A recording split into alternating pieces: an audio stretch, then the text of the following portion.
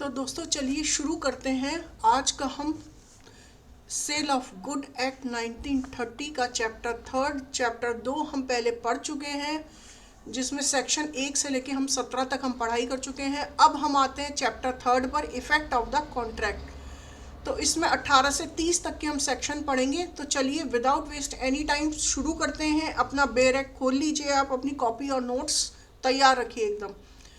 तो आज का ये सेशन आपको बहुत इंटरेस्टिंग और बहुत मज़ा आने वाला है इस सेशन में, क्योंकि आज हम इसको और अच्छे से डिटेल में पढ़ेंगे और फुल एग्जाम्पल के साथ पढ़ेंगे। ठीक है दोस्तों, तो चलिए शुरू करते हैं। Good must be ascertain. Section 18 क्या बोलता है? Good must be ascertain where there is a contract for the sale of uncertain goods, no property in the goods is transfer to the buyer unless and until goods are ascertain. ये बोलता है जब तक contract नहीं बनेगा, जब तक हमारे गुड्स क्या हैं, असर्टेन है, गुड्स का निश्चित होना जरूरी है। सेक्शन 18 के लिए। सेक्शन 19 क्या बोलता है? Property passes when intended to pass. तो सेक्शन 19 क्या बोल रहा है भाई? प्रॉपर्टी तब पास होगी जब इंटेंडेड हो जाएगी। अगर हमने कोई कांच या मिरर खरीदा है तो उसकी पैकिंग ज़रूरी है। पैकिंग ज़रूरी होने के बाद ही हम उसे घर ला सकते हैं। तो क्या होना चाहिए? इंटेंडेड टू पास होना चाहिए।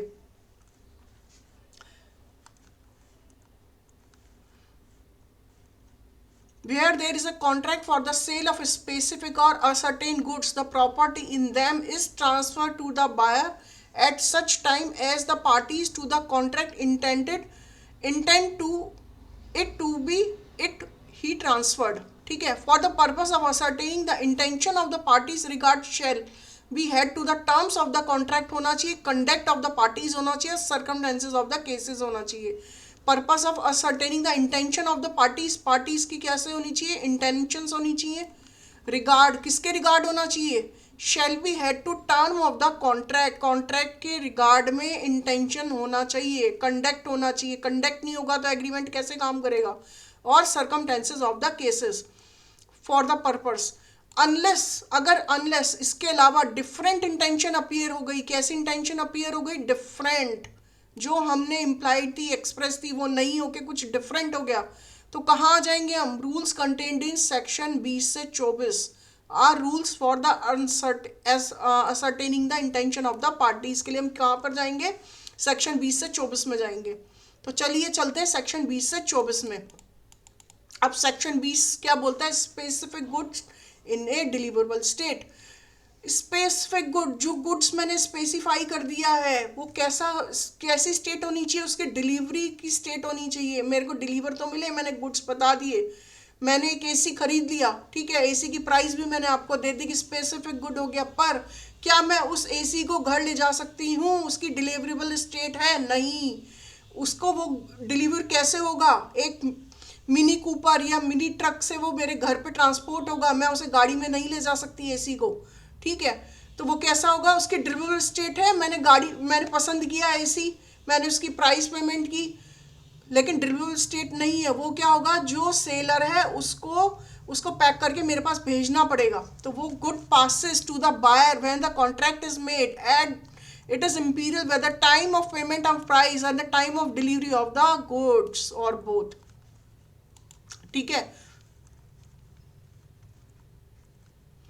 अब नेक्स्ट सेक्शन क्या पढ़ते हैं हम? सेक्शन 21, specific goods to be put into a deliverable state.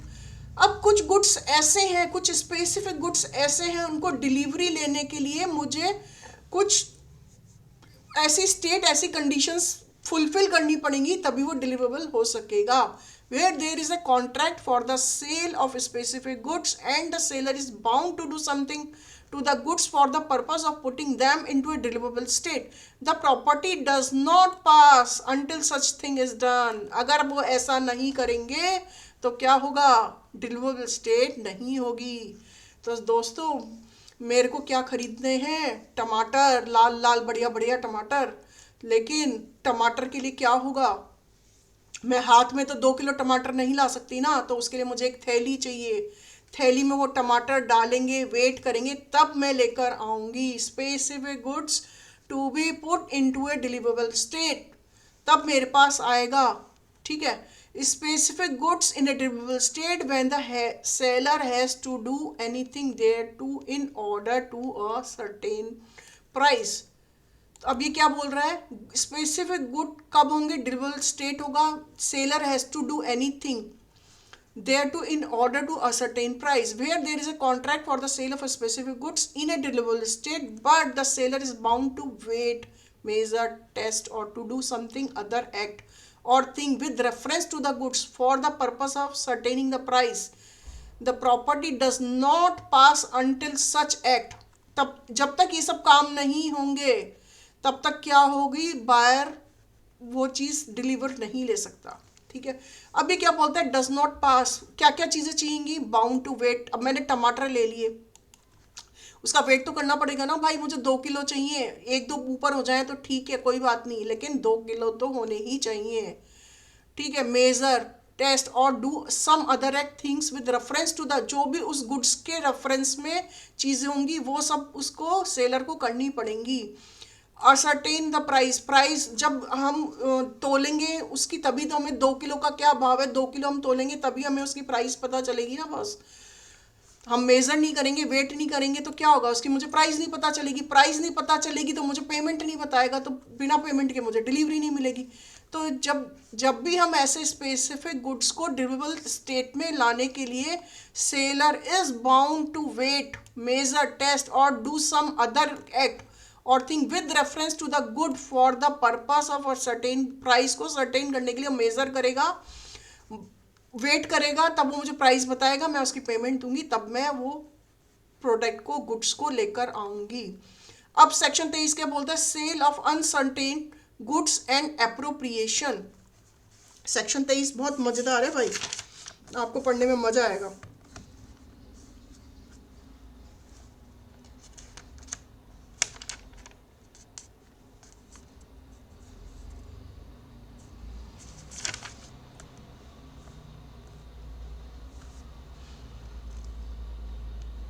तो चलिए पढ़ते हैं section 23, sale of uncertain goods and appropriation. Where there is a contract for the sale of uncertain or future goods by description and goods of that description and in a deliverable state, ठीक है, are unconditional appropriate to the contract either by the seller with the assent of the buyer or by the buyer and the assent of the seller. The property in the goods thereupon the passes to the buyer.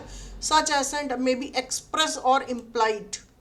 क्या होना चाहिए, जैसे मैंने seller को बताया, express किया, वो condition implied होनी चाहिए। बाय गिवन आइदर बिफोर और after the appropriation is made. ठीक है फ्रेंड्स। अनसर्टेन गुड आपको पता ही है, फ्यूचर गुड हो गया, उसकी सेल के लिए जो कंडीशन इम्प्लाइड है, फ्यूचर गुड के जो मैंने डिस्क्रिप्शन दिए हैं कॉन्ट्रैक्ट के अंदर, वो सब इम्प्लाई होने चाहिए। डिलीवर टू कैरियर, अब ये वही वाली बात हो गई, where then pursuance of the contract the seller delivers the good to the buyer or to carrier either bailee. मतलब अगर सेलर ने वो गुड्स कैसे ट्रांसपोर्ट किए हैं, किस कैरियर से ट्रांसपोर्ट किए, मान लो रेलवे से किए, transfer to the buyer, but does not reserve the right of disposal. Disposal के राइट जो क्या होंगे, उसके रिजर्व नहीं होंगे। For the purpose of transmission to the buyer and does not reserve the right of disposal if is deemed to have unconditionally appropriated the goods to the contract.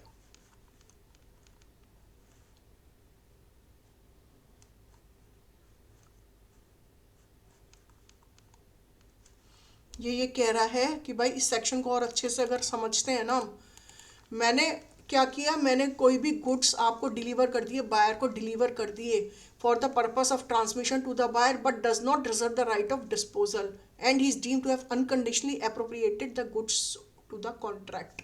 मैंने आपको भेज तो दिया, अब इसमें 2 चीज़ हो गई। एक तो मैंने जो मेरा जो ट्रक वाला था उसके ड्राइवर को बोला कि भाई ये जो तुम चावल ले जा रहे हो ना 100 किलो, इसका पेमेंट तुम्हें लेके आना है, अगर पेमेंट नहीं देते तो तुम चावल एज इट इज़ वापस ले आना। ठीक है। दूसरी बात, तुम चावल केवल वहाँ छोड़कर आ जाना, तुम्हें केवल वहाँ पे बस उनको देना है, बाकी पेमेंट हम आपस में कर लेंगे। ठीक है। गुड सेंट ऑन अप्रूवल और ऑन सेल और रिटर्न। तो चलो देखो सेक्शन 24 को हम कितना मज़ेदार बनाते हैं, और आपको सभी ने मूवी देखी होगी DDLJ, आई थिंक सभी ने देखी है वो तो, ठीक है ना फ्रेंड्स।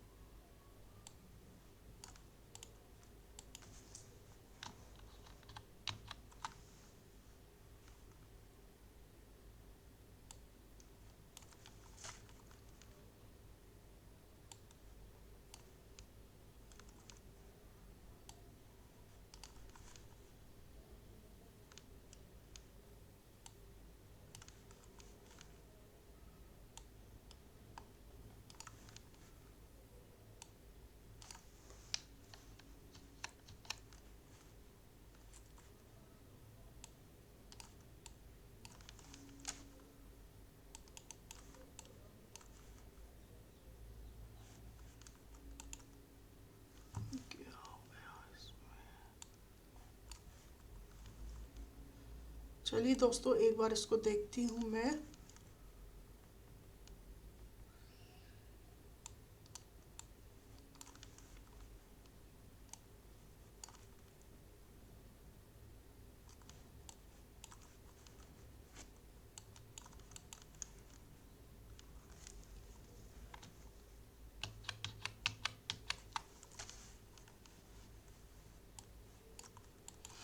चलिए दोस्तों इसका शुरू करते हैं, ठीक है।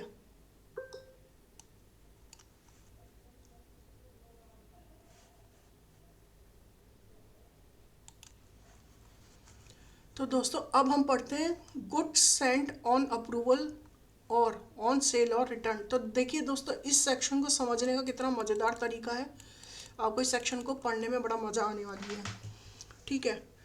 तो सेक्शन 24, अब आप सब ने DDLJ तो देखी ही होगी, ठीक है। तो DDLJ में क्या होता है, गुड सेंट ऑन अप्रूवल और ऑन सेल और रिटर्न। तो दोस्तों DDLJ में आपने देखा होगा क्या होता है भाई, कि वहाँ पे शादी वाला घर होता है, तो क्या होता है, साड़ियाँ आती हैं घर पे, किसकी शॉपिंग के लिए, चाची के लिए, मामी के लिए, मौसी के लिए, दुल्हन के लिए, ठीक है। तो घर पे आ जाती हैं। अब उसमें टाइम एक रीजनेबल टाइम दिया गया है। कौन सा रीजनेबल टाइम दिया गया है, कि भाई 10 दिन के लिए या 15 दिन के लिए एक रीजनेबल टाइम दिया है कि आप इतने टाइम तक देख लीजिए, पसंद कर लीजिए और उसके बाद मुझे वापस दे दीजिएगा।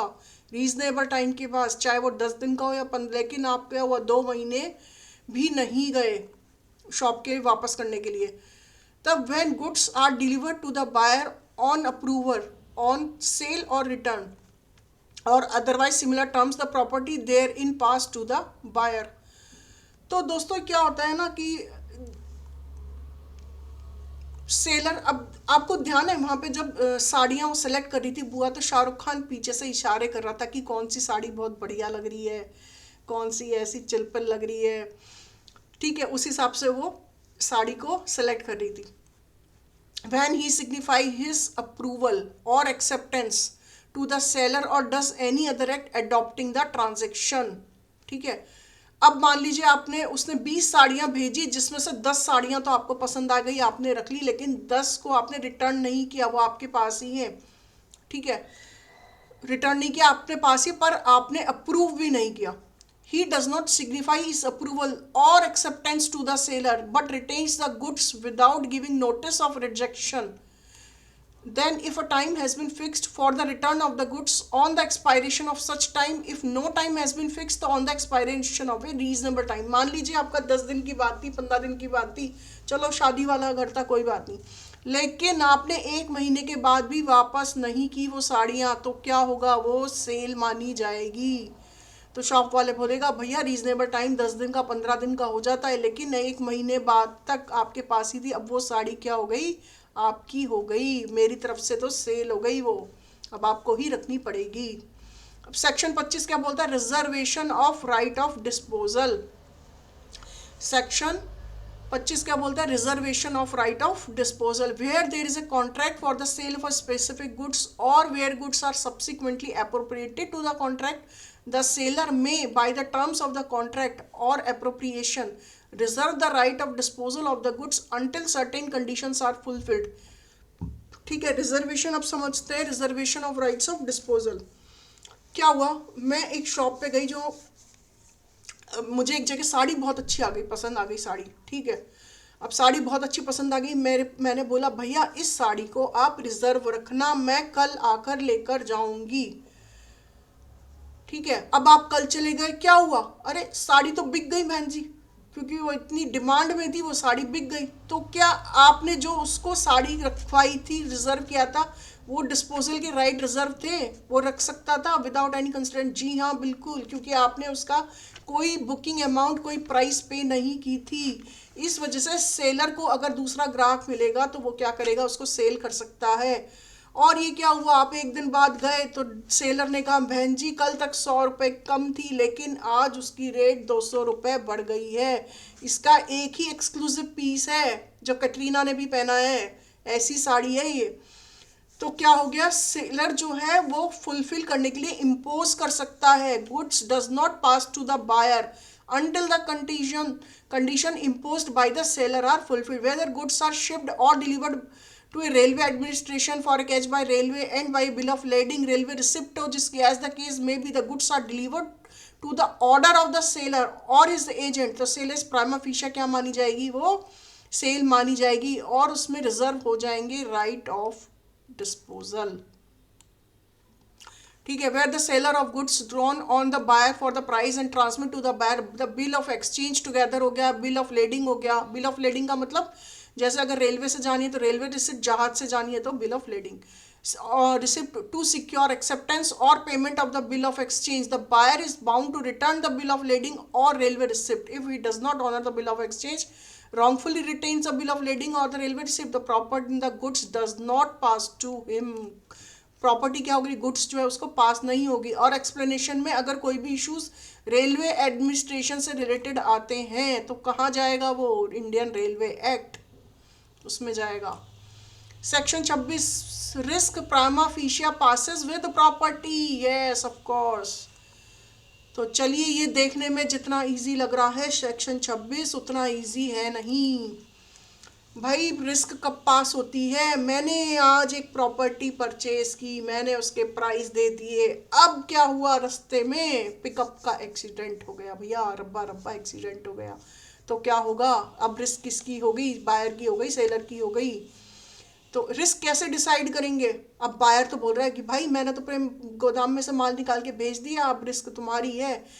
लेकिन सेलर क्या बोल रहा है कि भाई मेरे तक तो पहुंची नहीं, तो रिस्क मेरी कैसी, रिस्क तो तुम्हारी है। अब दोनों ही जगह सही लग रहे हैं ना, लेकिन नहीं। तो फ्रेंड्स, रिस्क उसको ट्रांसफ़र होगा जिसकी ओनरशिप ट्रांसफ़र हो गई। अब ट्रांसफ़र में और डिलीवरी में क्या डिफरेंस है, तो देखिए, ट्रांसफ़र में ओनरशिप ट्रांसफ़र होती है, डिलीवरी में पोजेशन ट्रांसफ़र होता है। अगर मान लीजिए बायर, सेलर के पास वो कोई सामान है, उसने पेमेंट कर दिया, आप ट्रांसफ़र जो है, ओनरशिप ट्रांसफ़र किसके नाम हो गई, बायर की, लेकिन पोजीशन अभी भी किसके पास है, सेलर के पास है। तो रिस्क किसके पास होगी, सेलर के पास होगी, बायर के पास होगी, तो बायर के पास होगी जी। क्यों होगी जी, क्योंकि सेलर तो भाई पैसे ले लिए उसने तो, और उसने बोला है कि भाई आपकी प्रॉपर्टी, आपकी इसकी जो ओनरशिप है वो बायर को ट्रांसफ़र कर दी, हमारे तो पैसे आ गए। लेकिन अगर गोदाम में कुछ एक्सीडेंट हो गया, रोड पे कुछ एक्सीडेंट हो गया, तो उसकी जिम्मेदारी मेरी नहीं है, जिसके ओनरशिप है उसकी जिम्मेदारी है, भली पोजीशन किसी के पास भी हो। ठीक है फ्रेंड्स, प्रोवाइडेड, इसमें क्या प्रोवाइड किया गया है, that delivery has been delayed through the fault of either buyer or seller, the goods at the risk of part in fault as regard any loss which might not have occurred but for such fault, जिसकी fault है उसके पास हो जाएगा वो। और provide that also nothing in this section shall affect the duties or liabilities of either seller or buyer as a bailee of goods of other parties। अब section 27 क्या बोल रहा है भाई, sale by person not the owner, sale by person. आज क्या हुआ, मैं मार्केट में गई, आज का दिन मेरे लिए बहुत ही बढ़िया था। क्या हुआ, एक मोबाइल पड़ा मिल गया मुझे सड़क पे, तो मैंने कहा आज तो भाई बल्ले बल्ले, आज तो पार्टी करेंगे, तो मैं इस मोबाइल को बेचूंगी और जो पैसा मिलेगा उससे तो आज का दिन भैया पार्टी मनाएंगे आज तो हम। तो क्या हुआ, sale by person not the owner. अगर मैं किसी उस मोबाइल की ओनर नहीं हूं तो क्या मैं सेल कर सकती हूँ? Document of titles of goods ला सकती हूँ? तो मेरे भाई नहीं, मैं सेल नहीं कर सकती क्योंकि मैं उसकी ओनर नहीं हूँ। Document of title of goods मेरे पास नहीं है। जिसके पास मैं सेल के लिए गई तो उसने कहा मैडम इसकी रिसिप्ट दिखाइए, आपने कब परचेज किया था इसको। तो भाई मेरे पास तो रिसिप्ट है ही नहीं, मुझे तो सड़क पे पड़ा मिला था, तो मेरी पार्टी तो वहीं फेल हो गई। Subject to the provision of this act and of any other law for the time being in force where goods are sold by a person.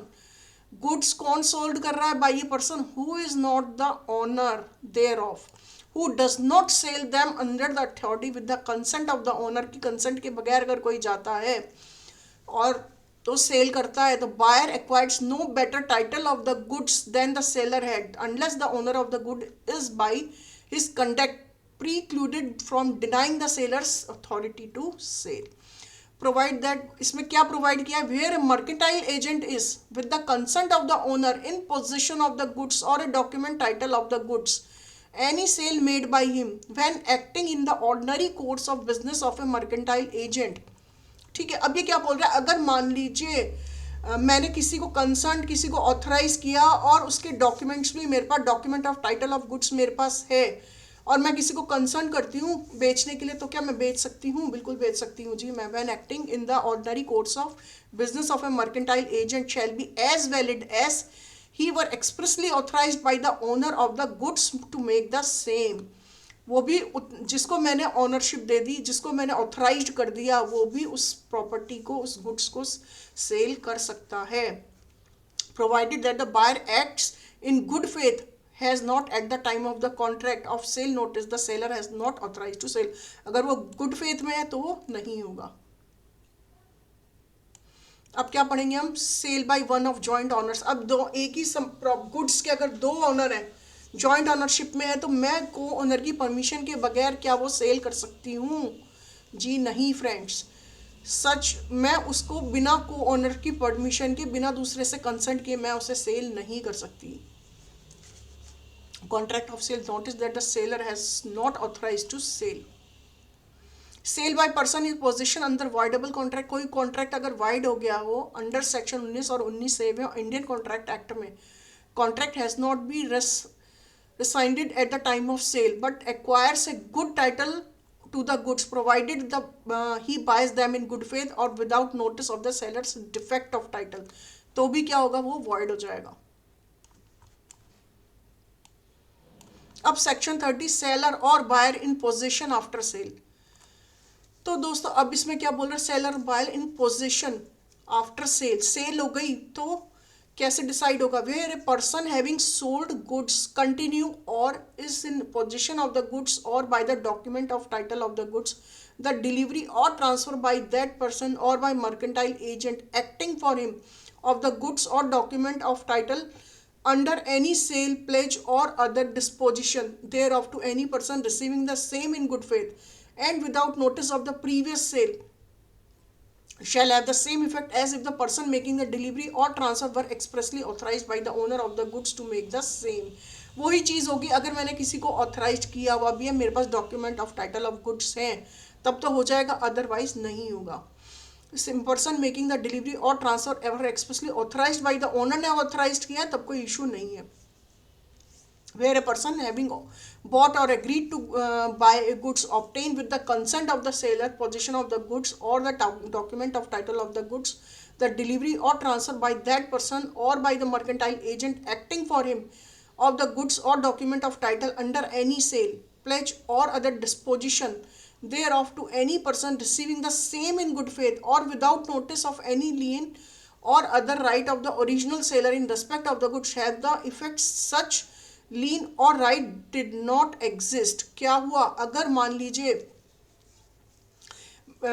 where a person having bought or agreed to buy a goods, जो कि agree हो गया खरीदने के लिए, obtained with the consent of the seller position of the goods, ठीक है, जो किसकी कंसेंट से था, सेलर की कंसेंट से था, पोजीशन ऑफ द गुड्स और the document of title of the goods the deliver और transfer by that person or by the mercantile agent हो या वो खुद डिलीवर कर रहा हो, उसके बिहाफ पे वो एक्टिंग कर रहा हो, तो of the goods or documents of title under any sale pledge or any disposition thereof to any person receiving the same in good faith without notice, बिना सूचना दिए अगर किया है तो क्या होगा, other right of the original seller in respect of the goods shall have effect करेगा, किस पे इफेक्ट करेगा, इन सच लीन और राइट डिड नॉट एग्जिस्ट, कोई भी राइट उस पर एग्जिस्ट नहीं करेंगे।